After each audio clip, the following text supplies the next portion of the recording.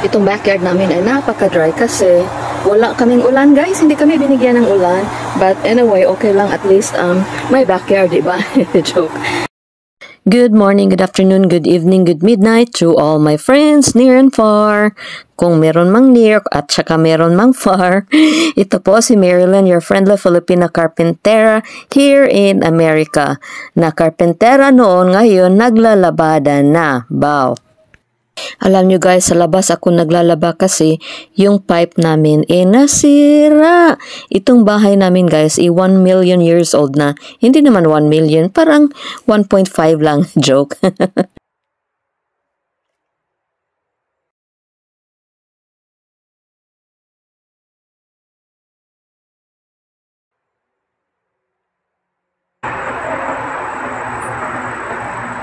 Wala akong detergent guys, so ito na lang yung panghugas yung gagamitin ko kasi wala akong, hindi uso ang perla dito sa Amerika. Kaya paraan-paraan lang yan, paparaan-paraan lang yan. Alright. Ewan ko kung marinig nyo ako, but the reason why I'm washing here dito sa labas is because itong bahay namin guys, ang dami na talagang problema. May leak kami doon sa aming plumbing. Kaya paminsan-minsan nagka-clog yung ano namin, yung aming drain. Kaya nag-overflow yung tubig doon sa loob ng aming bahay. Kaya nilinisan ng asawa ko para yung mga ano, hindi na-clog, parang may ano siya parang may butas pa siya doon sa kanyang plumbing. Sa ilalim ng bahay, yung bahay namin, yung sahig, semento pa naman. So, kailangan ayusin. Hindi maayos kung hindi kami mag-hire ng plumber. Meaning, didibain yung flooring namin para matukoy kung saan yung sira-sira.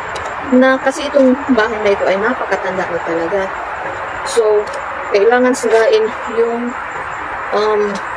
sahig namin kasi nasa ilalim yung plumbing, and it's so unfortunate kasi mahal yung bayad.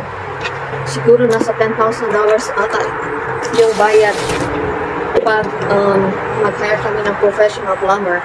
So napakamahal. Ako na lang yung magbubungkaw sa sahig guys. Kakainis talaga, kakainis talaga. So ewan ko kung anong gagawin namin dito. But for the meantime, yung asawa ko, gumagamit siya ng tinatawag namin na snake, yung parang hose na ganito ba. Tapos lagyan ng spiral machine dyan. Tapos doon, isuong doon sa going down to the drain. So, yun yung gagawin namin.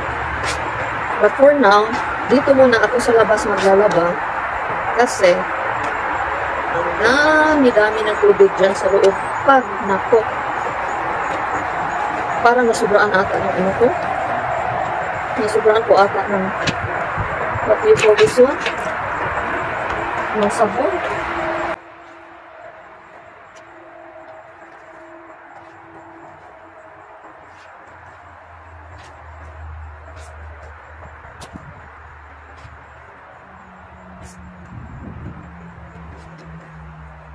May detergent kami na ginagamit guys sa washing machine. Kaya lang, pag gagamitin ko yung kinamay na paglalabada ko, hindi siya bumubula. Kaya feeling ko, hindi natatanggal yung dumi ng mga damit ko kasi hindi bumubula yun na lang panghugas na plato yung gagamitin ko, may bula pa.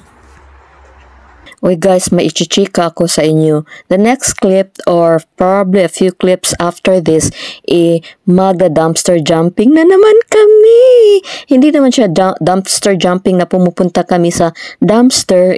Yung dumpster jumping ko dito, either namumulot ako ng mga appliances or mga furnitures. Pero itong dumpster jumping namin nagagawin after this, bibili ako ng mga materyales para sa bahay na murang-mura lang. At kung bibilhin mo, parang ukay-ukay ba? Kung bibilhin mo na brand new doon sa retail stores dito, naku guys, napakamahal.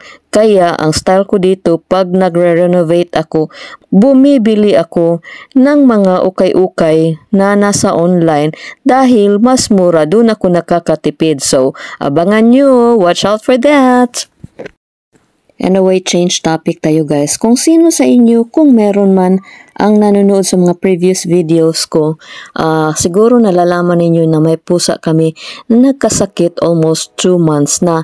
In and out na siya sa hospitals, no, sa doctor's offices, tapos ang dami na niyang mga tests, tapos walang resulta, walang kahupay-hupay yung sakit niya. Kaya dinala na naman sa doctor today. Tapos yung asawa ko guys, parang galit na siya sa sitwasyon. Sabi niya, ilang libong dollars na ang nagasta natin dito sa pusang ito. Bakit hindi nila naayos? Parang ganun ba? So sabi ko, dalhin natin sa ibang hospital. Baka malaman nila kung ano talaga yung problema ng pusa namin. Kasi hindi siya makakakain. Kasi yung mouth niya palaging open ba? Parang nag-jaw lock siya. Tapos ang daming niya, sipon, yung mga ganun ba? So, yun, dinala ng asawa ko. Tapos nagpipray siya sa Panginoon, umiiyak siya. Tapos parang na-discourage siya ba na, bakit Lord, alam mo naman na mahal namin itong mga pusang ito, please, bakit hindi mo naman, why can't you heal them? I know you can heal them. Kaya lang, bakit nagkakasakit pa rin yung pusa namin? Ang laki-laki na ng gasto namin. Tapos kaninang umaga, sabi ng asawa ko, forget about your budget for the new house. Igasta na lang natin ito lahat sa pusa. Ganon kasi ka-love namin yung mga pusa, guys. Parang nadidepress talaga kami pag nagkasakit sila. Anyway, yun, pumunta yung asawa ko doon sa doctor. Dinala niya yung pusa namin doon sa hospital. Binigyan ng panibagong mga gamot. Break muna tayo guys. Bibilig muna ako ng aking roses at saka mga ibang halaman. Yan ang libingan ng mga bayani. No, yung isang pusa namin na namatay, yung baby ko talaga, dyan namin nilibing. Tapos, binigyan namin siya ng magandang garden. Kaya lang yung yung daylilies, tapos na yung season nila. Dito kasi sa Amerika, may season yan. Yung daylilies, magbubloom yan ng April, May, June, July, pagka-August yan. Mamamatay na sila. Tapos, babalik na naman sila next year. Mga same time, April, May, June. Pero yung mga ferns or anong pangalan dyan, yung may pagka-yellowish at saka green, they stay green all year long. Kahit na mag-freeze pa, they are still alive. So, yan. Inaalagaan din namin yan kasi in memory of Manya. Yang garden na yan.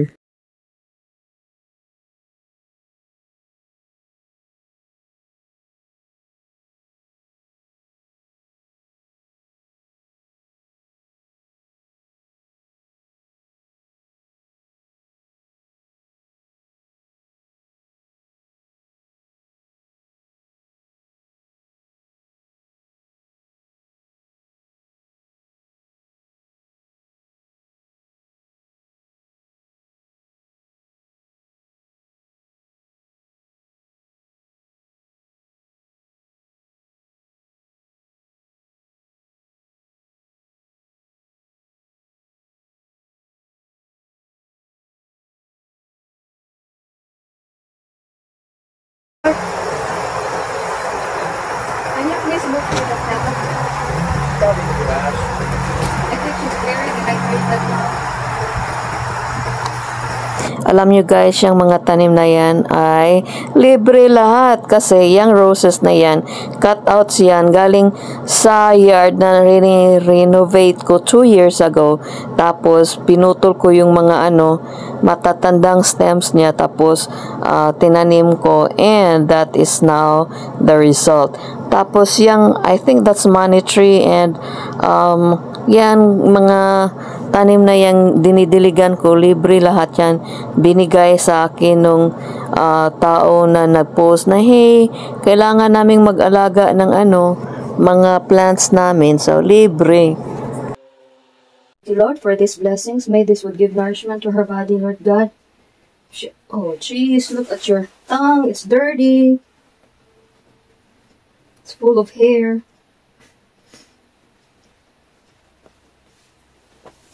Can you see? Poor thingy. I need to clean her tongue really quick.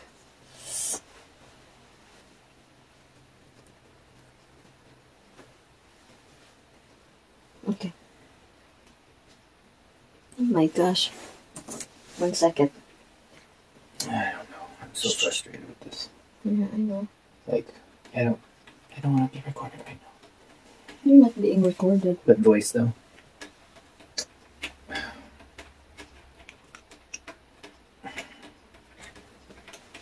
It's like, what, do we have to keep giving her antibiotics the rest of her life? You can't do that.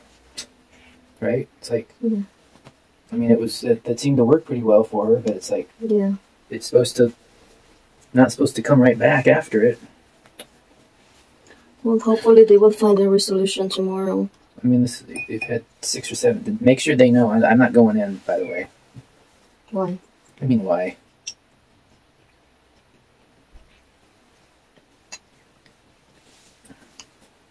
I'm telling me, we've been in here, we've hospitalized her. All this later, and she's like almost the same as when we brought her in the first time. Like, what's the point? Very good. Hey. Can you hold her so I can situate myself? Hold on, honey. Well, yeah, after this kit, I mean, I don't know if the timing is related to the kittens or not, but Yeah. they brought something or they made her stress and she's still stressed. Yeah, those kittens need to go. I didn't want them in the first place, to be honest. Well, they could have been more, could have been dead if we did not. But instead, you got this one that who knows what's going to happen with her. Oh.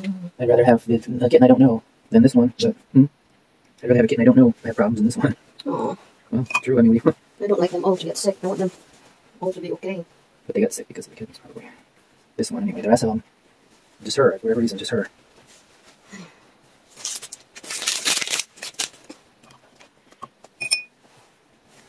Did we have Popeye for dinner?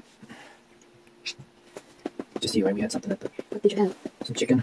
Oh. The chicken and some pasta and some peas. Mm. Maybe you could put her in the, Sounds yummy. but I have to go soon because they'll close over there. I'll just finish this one and then a little bit of water. Let me just wipe that hair of yours. Why do you have hair on your tongue? When she was doing, probably cleaning herself. Is it black hair? Yeah. Yeah, it's probably from cleaning because she's, you know.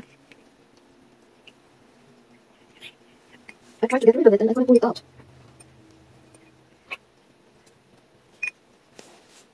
Few more, baby girl, few more. And one last, baby girl. Ow. You need to drink water. Do you know that? Huh? Because your body is composed of 60 to 70% You water. done now? You're gonna wipe her. Huh? Are you done?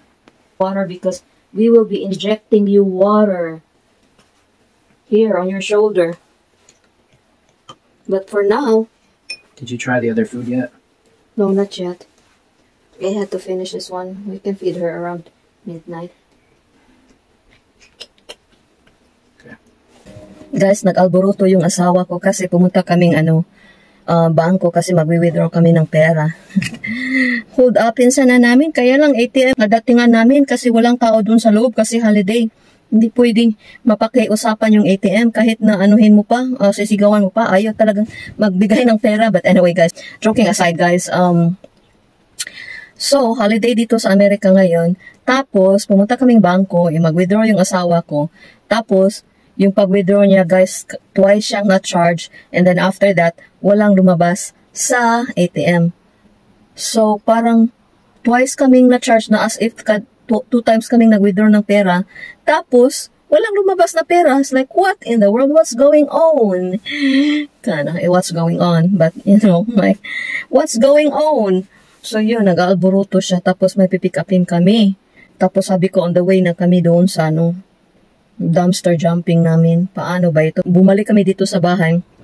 Tapos, bank account namin, chine-check niya dun sa computer.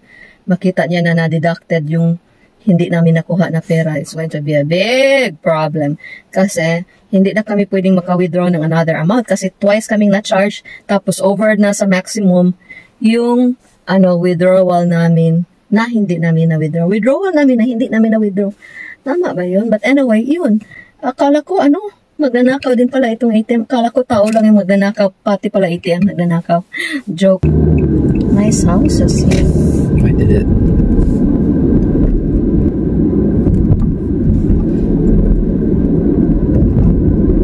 I like this house over here. Something like that. Right?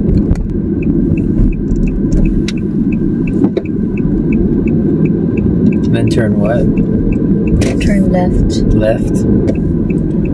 Very nice. The address. I don't see anything. Let me check. It will show up.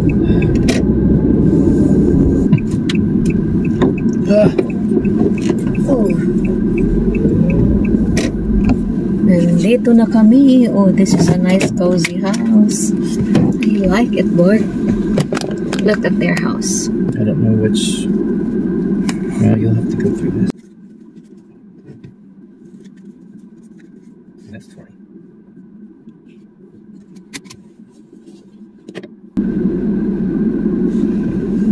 What are you?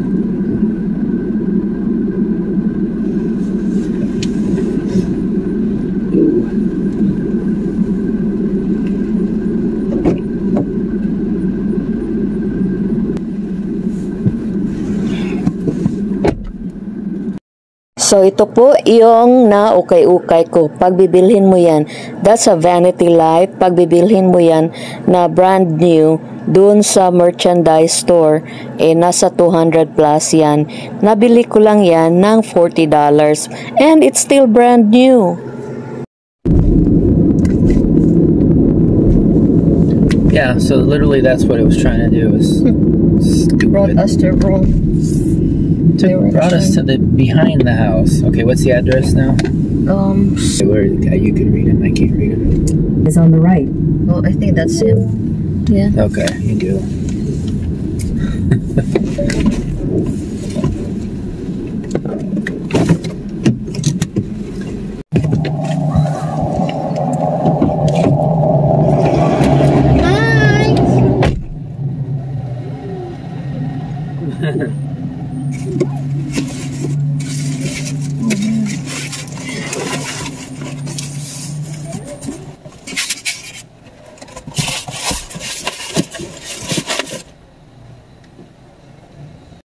Alam nyo guys, ang family na ito ay super bait.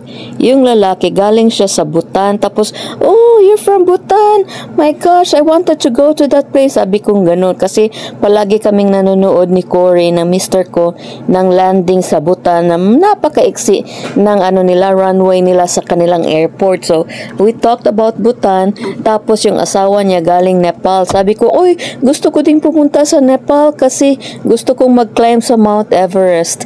In other words, guys, naka-establish kami ng friendship. Tapos, ang babait talaga nila, guys.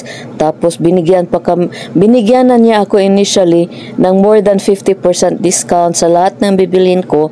Tapos, dahil nawala kami kanina, binigyan na naman niya ako ng $10 discount din.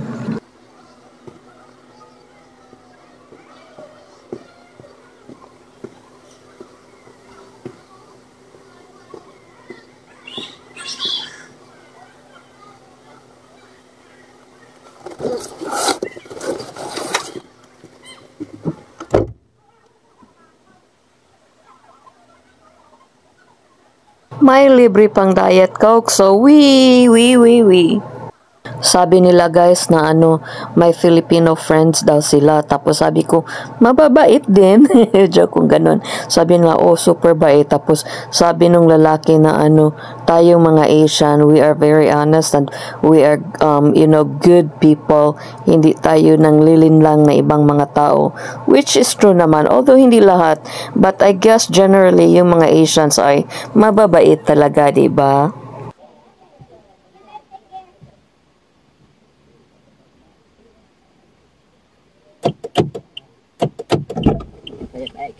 Those aren't very common.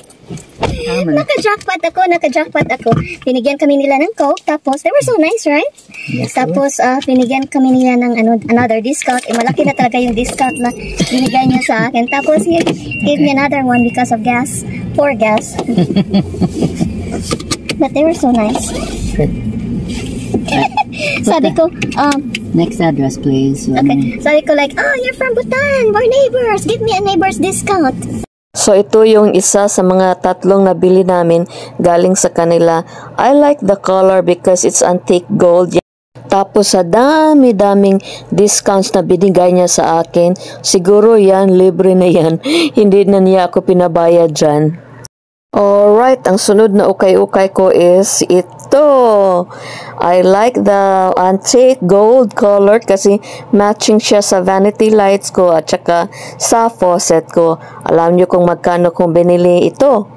Binili ko ito ng nagtaginting na $100 and $40.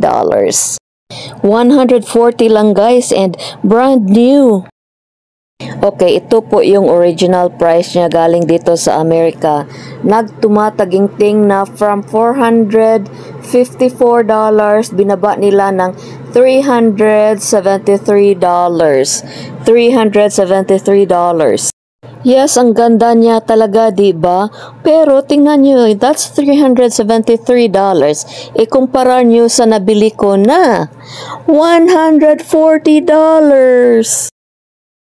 O, i-compare nyo, alin ang naiiba, yung sa taas, yun yung nabili ko ng $140. Yung sa baba ay yung galing sa department store dito na original price was $450. So, ano ang diferensya? Ang diferensya is yung handle ko ng shower is a little bit bigger compared to the one that is sold here. At ang isa ding nakakaiba is nakasave ako ng $300+. More than 15,000 pesos na yan guys. Napakalaking savings na. Alright, last na nabili ko sa kanya ay isang napakagandang sink. Pag bibilhin mo yan dito sa Amerika, nasa $315 yan. At magkano yung bigay niya sa akin? Tumataginting na $160 only. Wait. Ang laki ng savings ko. I have no idea when I saw something. Quarter of a mile. Let's see where we're at.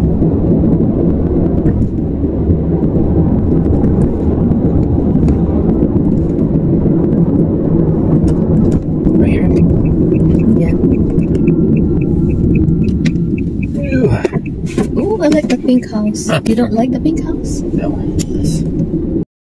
At ang panglas na nakuha ko sa ukay-ukay, my version of dumpster jumping is itong 3 pendant lights na ito. Favorite ko siya kasi parang may retro ba. Alam nyo kung magkano yan, kung bibilhin yan. Nasa $250 yang tatlo. Pero nabili ko lang yan ng $20. Sang katutak na $20. Wait. Yan ang napapala ko dahil ginamit ko yung utak ko. Hindi ako bumibili dun sa mga malalaking merchandise store dito. Doon ako sa ukay-ukay bumili ng aking mga merchandise kasi yung ibang mga tao dito nag-o-order sila. Pagkatapos ng umorder, binili nila ng napakamahal tapos hindi nila gusto hindi na nila maibalik doon sa binilhan nila, kaya inukay-ukay na lang nila kahit brand new, they sell it for a very small fraction from the original price. So, yun po yung tekniko sa pagsisave ng aking flipping of houses here in America. Oh boy. It's a very nice sunset over there. Oh, Yeah, not bad. It's just...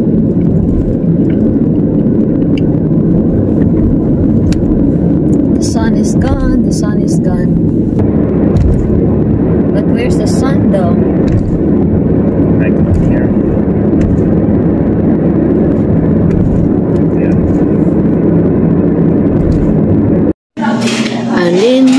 Alin ang naiiba. Yan po yung pagkain ng asawa ko, Cory.